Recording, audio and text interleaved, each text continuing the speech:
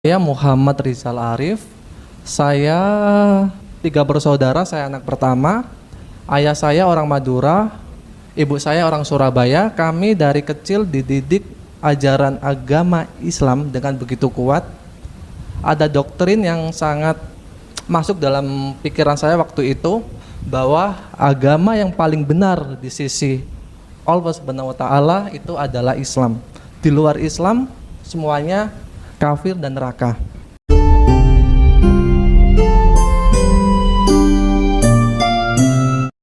Salam sejahtera bagi kita semua, saudara yang terkasih dalam Kristus Yesus. Berjumpa lagi dengan saya di channel Penabur Benih. Dengan penuh rasa hormat dan empati, saya menyampaikan bahwa perjalanan spiritual seseorang adalah hal yang sangat pribadi dan mendalam. Setiap individu memiliki pengalaman hidup yang unik dan membentuk keyakinan dan pilihan mereka. Dalam mendengarkan kesaksian seorang muslim yang memutuskan untuk berpindah keyakinan, kita juga diajak untuk memahami perjalanan batin yang penuh makna, tantangan, dan pencarian akan kebenaran menurut perspektifnya.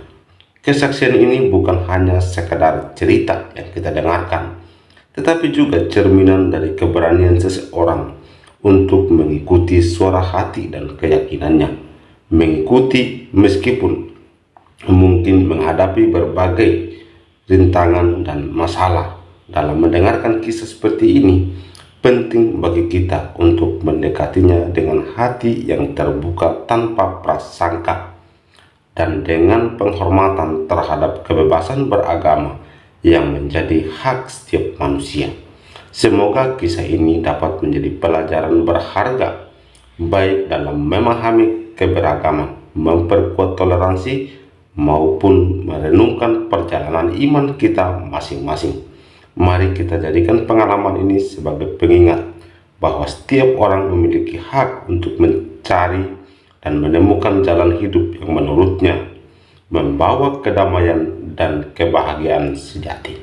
Karena itu, saudara terkasih, di channel Penabur Benih akan mengucapkan terima kasih banyak untuk teman-teman semua yang sudah subscribe, like, komen, dan share video-video dari Penabur Benih, sehingga channel ini boleh terus berkembang dan kiranya nama Tuhan yang selalu dipermuliakan dalam kehidupan kita sebagai orang yang percaya kepadanya. Karena itulah penabur benih adalah seseorang yang melakukan firman Tuhan itu kepada keluarga, kawan, dan kenalannya, serta merenungkan kasih Kristus dalam kehidupannya. Perumpamaan diceritakan dalam Injil Matius pasal 13 dan Lukas pasal 8, di mana menggambarkan Yesus yang menaburkan benih firman Tuhan ke dalam berbagai jenis hati manusia. Hati yang seperti pinggir jalan dirampas iblis, hati berbatu yang hanya sementara menerima firman, hati berduri yang terhimpit kesibukan duniawi, dan hati tanah subur yang mengerti firman dan berbuah. Makna dari perumpamaan adalah seorang penabur dan juga benih dan tanah. Maknanya, penabur melambangkan Yesus Kristus sendiri yang datang untuk menaburkan firman Tuhan tentang kerajaan Allah. Benih adalah firman atau sabda Tuhan tentang kerajaan Allah. Tanah mewakili hati setiap manusia yang menerima firman Tuhan tersebut.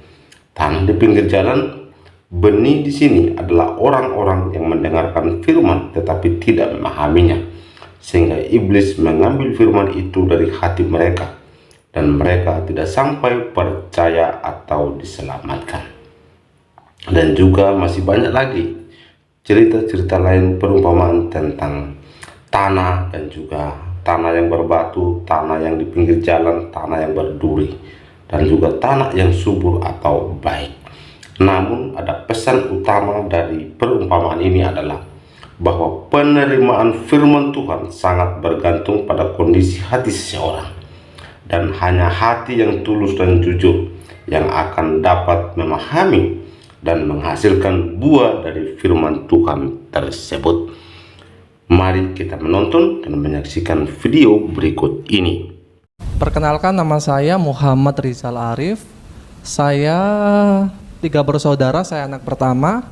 Ayah saya orang Madura, ibu saya orang Surabaya. Kami dari kecil dididik ajaran agama Islam dengan begitu kuat. Ada doktrin yang sangat masuk dalam pikiran saya waktu itu, bahwa agama yang paling benar di sisi Allah Subhanahu wa Ta'ala itu adalah Islam. Di luar Islam semuanya kafir dan neraka. Coba ceritain gimana kamu itu bisa kenal Yesus Kristus atau Isa Al-Masih. Usia berapa? Lupa tadi saya Usia tanya. 25. 25 tahun. Single dong? Single. Single ya? Single. Boleh daftar? Astaga. Ya, ayo ceritain.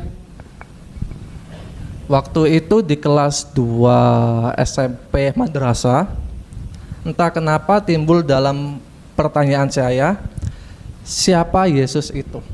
Setahu saya Yesus itu hanyalah seorang nabi dan rasul. Tapi kok kenapa sampai disembah oleh orang Kristen? Hingga akhirnya saya sholat dan berdoa, ya Allah, tunjukkan pada saya siapa Yesus itu.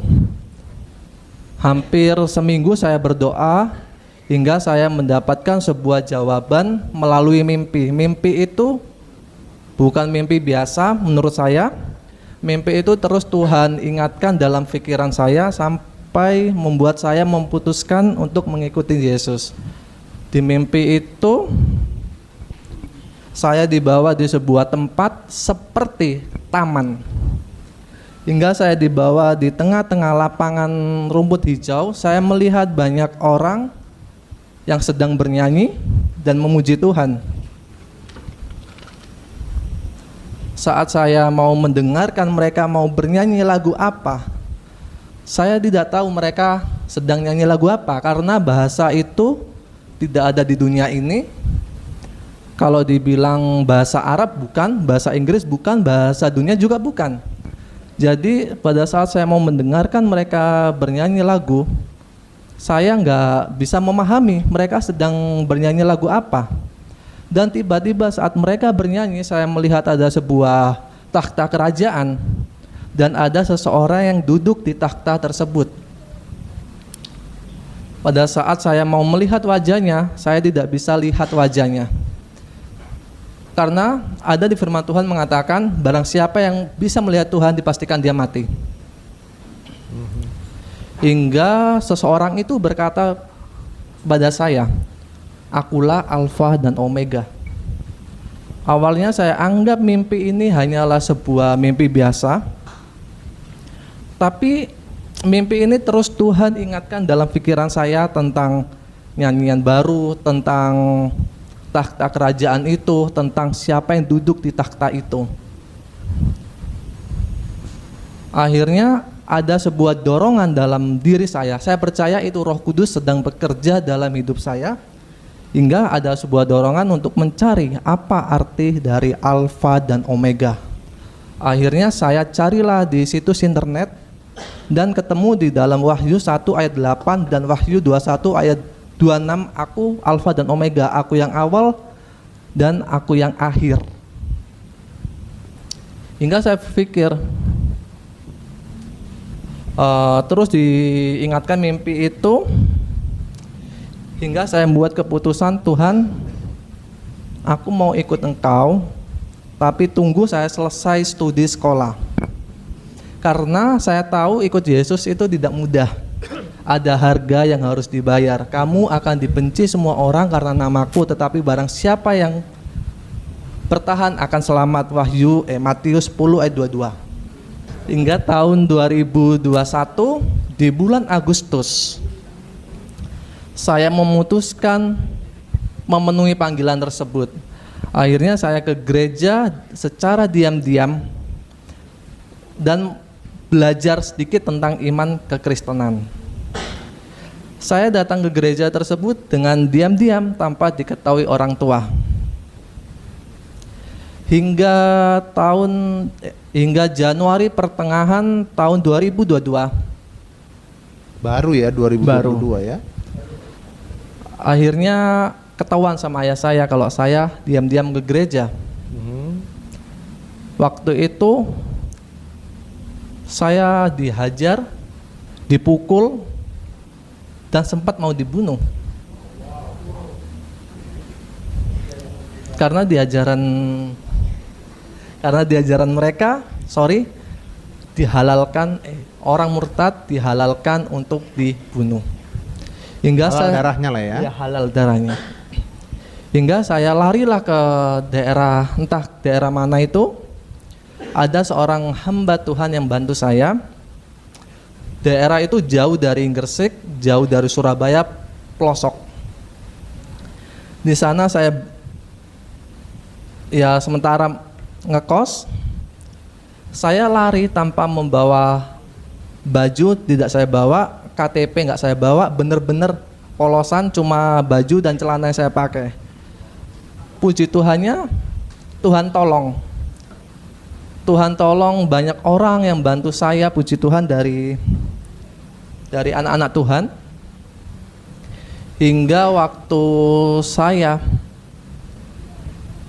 Hingga di akhir Januari 2022 saya ketemu ada sebuah acara ibadah KKR pemuda di daerah tersebut.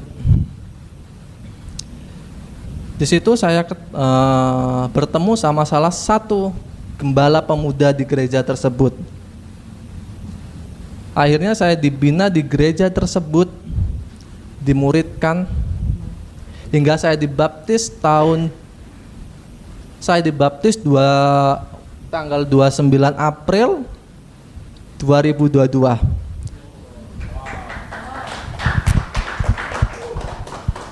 Kenapa? Pertanyaannya tentang Isa Al-Masih. Ya, siapa sih Isa Al-Masih dan sebagainya. Saya juga dulu gitu. Dan selama 1 minggu kata-kata itu terngiang.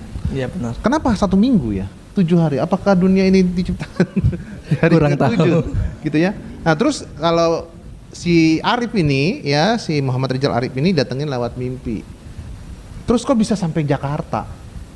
Itu semua karena pertolongan Tuhan. Karena pertolongan Tuhan ya. Haleluya. Alhamdulillah. Terus keluarga gimana? Kalau keluarga kita masih crash, masih ada belum pulih lah. Belum pulih ya. Masih kejar-kejar nggak? Masih kejar-kejar kayak. Masih kejar-kejar berapa tahun? Dari 2021 sampai sekarang. Bersabar ya. Amin. Saya hampir 17 tahun. Masih lama. Masih lama perjuangan Anda. Amin. Ya. Itu pikul salibnya. Bener, ya. Jadi bener. biar nggak afdol kalau nggak jadi petobat baru kalau nggak gitu ya. Oke. Terus saya mau tanya nih ya. Terus kamu dimuridkan sama gembala di sana. Iya. Nah, di sini sama siapa? Di sini saya dimuridkan di salah satu gereja. Ada di daerah Kemayoran. Daerah Kemayoran. Oke. Nah, statusnya sekarang bekerja atau tidak? Statusnya belum bekerja. Belum bekerja. Belum. Yo, yang ada kerjaan bagi-bagi ke Muhammad Rizal Arif. Ya. Apa? Lah, kita kerja di PT Kerajaan Allah, bergerak di bidang rugi, nggak harap kembali, ya kan?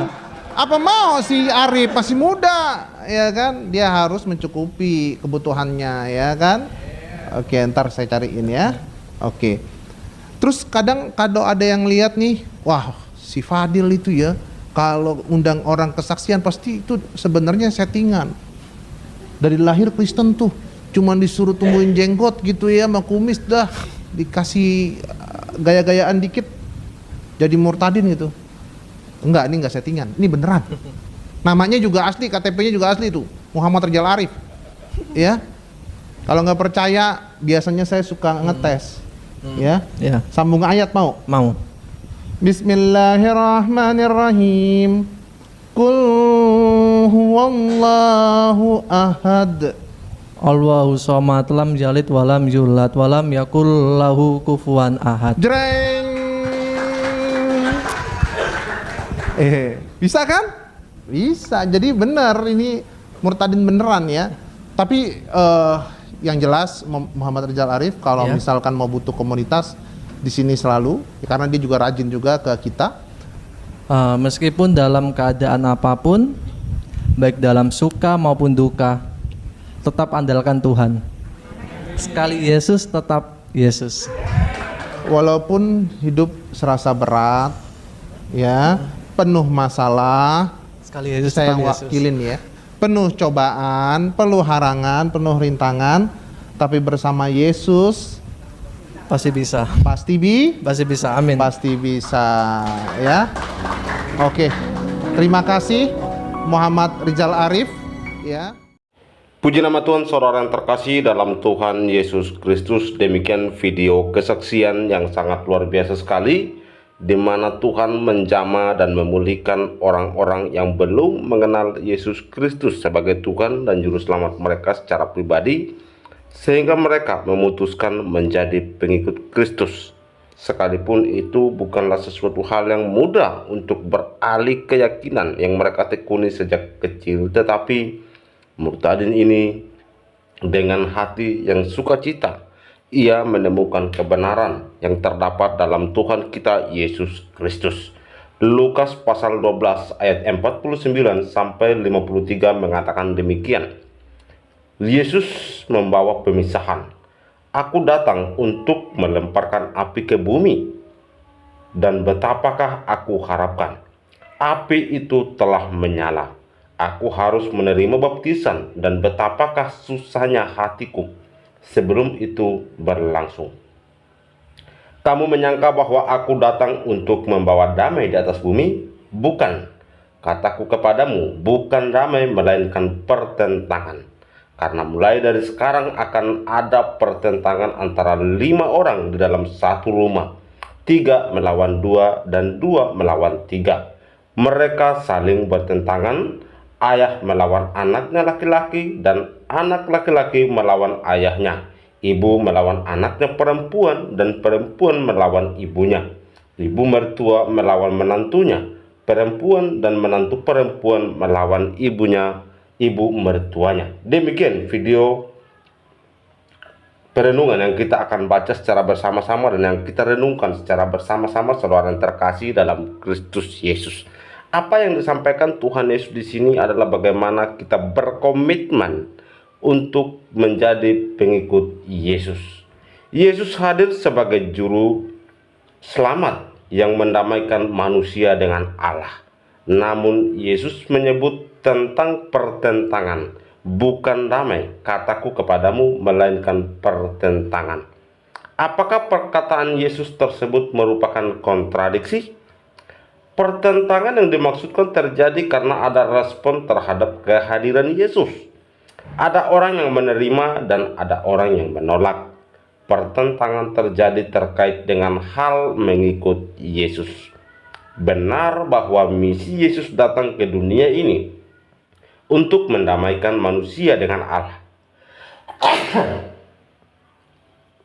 Namun orang tidak percaya pasti menolak kehadiran Yesus dan menolak pengikutnya juga. Dengan demikian, menjadi pengikut Yesus Kristus harus memiliki komitmen yang kuat karena akan menghadapi penentangan. Kemurnian komitmen itu akan jelas terlihat karena Yesus datang melemparkan api ke bumi yang terus menyala. Api sering dipakai sebagai lambang pemurnian. Sama seperti memurnikan emas, makin disepu makin nyata kemurniannya. Yesus berdiri harus dibaptis. Yesus sendiri harus dibaptis. Betapa susah hatinya sebelum hal itu terlaksana. Dalam menjalankan misi keselamatan, Yesus mengalami pergumulan berat karena harus melewati penyiksaan dan penganiayaan. Sampai saat ini, orang yang menerima Yesus masih sering mengalami penganiayaan dan penyiksaan. Menjadi pengikut Yesus Kristus harus tetap konsisten, meskipun ditentang oleh orang-orang yang paling dekat sekalipun, yaitu keluarga sendiri. Adanya pertentangan dari orang-orang yang kita kasihi tidak mengaburkan jalan keselamatan yang telah Tuhan Yesus tunjukkan. Bukan hal mudah mengikuti Yesus saat ditentang keluarga sendiri. Memang sulit bersikap saat menghadapi pilihan melawan keluarga tetapi berdamai dengan Yesus, atau berdamai dengan keluarga tetapi melawan Yesus. Namun orang yang memiliki komitmen kuat akan memilih mengikut Yesus melebihi segalanya. Karena itu saudara yang terkasih dalam Kristus, tetaplah mengikuti Yesus meskipun banyak penentangan, penganiayaan, penyiksaan, bahkan perlawanan dari keluarga sendiri. Itulah komitmen, dan juga kita harus konsisten menjadi pengikut Kristus agar iman kita semakin dimurnikan melalui masalah tantangan yang kita hadapi. Demikian perenungan yang saya bagikan untuk kita semua. Semoga ini boleh menjadi berkat dan Tuhan selalu dipermuliakan dalam kehidupan kita. Dan video kesaksian ini juga sangat luar biasa, di mana seorang yang masih muda asal Madura ini mengambil keputusan. Bukanlah sesuatu hal yang gampang atau mudah beralih keyakinan, karena ia sudah menyampaikan juga bahwa dari kecil menerima doktrin yang berbeda, dengan tiba-tiba ia meninggalkan keyakinan yang lama dan menjadi pengikut Kristus. Pasti ia akan ditentang oleh keluarga, orang tua, sanak saudaranya. Karena itu dia harus membutuhkan komitmen, dan juga dia harus konsisten menjadi pengikut Kristus. Tuhan Yesus memberkati kita semua. Untuk saudara-saudara yang baru bergabung di channel Penabur Benih, dukung channel ini dengan cara subscribe, like, komen, dan share, sehingga banyak orang yang diberkati melalui video kesaksian. Tuhan memberkati kita semua.